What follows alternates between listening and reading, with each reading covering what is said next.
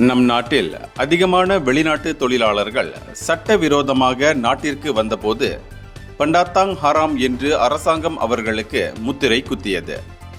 அப்போது தங்கள் நாட்டில் இருந்து வருபவர்களை எப்படி பண்டாத்தாங் ஹராம் என்ற வார்த்தையை பயன்படுத்த முடியும் என்ற கேள்வியை அந்நாட்டு அரசாங்கம் கேள்வி எழுப்பிய போது உடனடியாக அதற்கு செவி சாய்த்தவர்கள் தற்போது பொறுப்பற்ற சிலர் இந்து ஆலயங்களை குறிவைத்து கோவில் ஹராம் என்று சமூக ஊடகங்களில் பதிவேற்றம் செய்து வருவதை ஏன் தடை செய்யவில்லை என்ற கேள்வியை முன்வைத்தார் மாயிகாவின் தேசிய துணைத் தலைவரும் தாப்பா நாடாளுமன்ற உறுப்பினருமான டத்தோஸ்ரீ டாக்டர் எம் சரவணன்.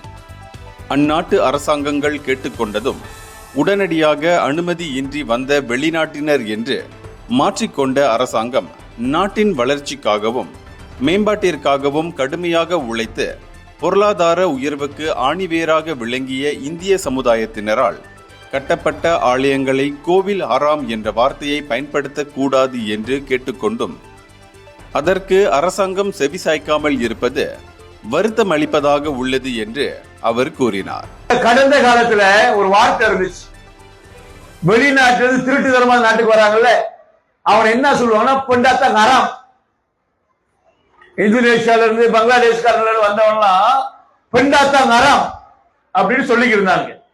உடனே அந்த நாட்டுலாம் சொல்லிச்சு, எப்படி எங்க மக்கள் நீ ஹராம்னு கூப்பிடலாம், அவன் திருட்டுத்தனமா வந்தாலும் நீ ஹராம்னு கூப்பிடக்கூடாது அப்படின்னு சொல்லி எல்லா நாடுகளும் எதிர்ப்பு தெரிவிச்சோடனே நம்ம நாட்டு அரசாங்கம் என்ன தெரியுமா செஞ்சாங்க, சரி சரி உங்களை நாங்க ஹராம்னு கூப்பிட மாட்டோம், பண்டாத்தாங் ஆசை தன்பா ஈசே பாத்தி அப்படின்னு மாத்தினாங்க.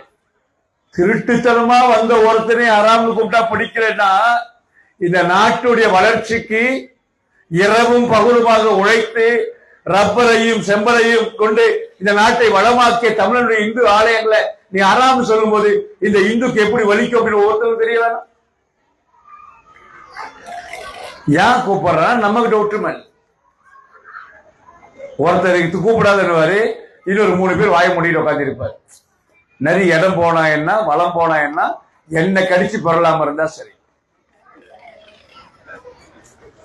அப்படிதான் இருக்கு. அதற்கு காரணம் நம்முடைய ஒற்றுமை இல்லாமல். மிகச்சிறந்த மதத்திற்கு சொந்தக்காரர்கள் தான்.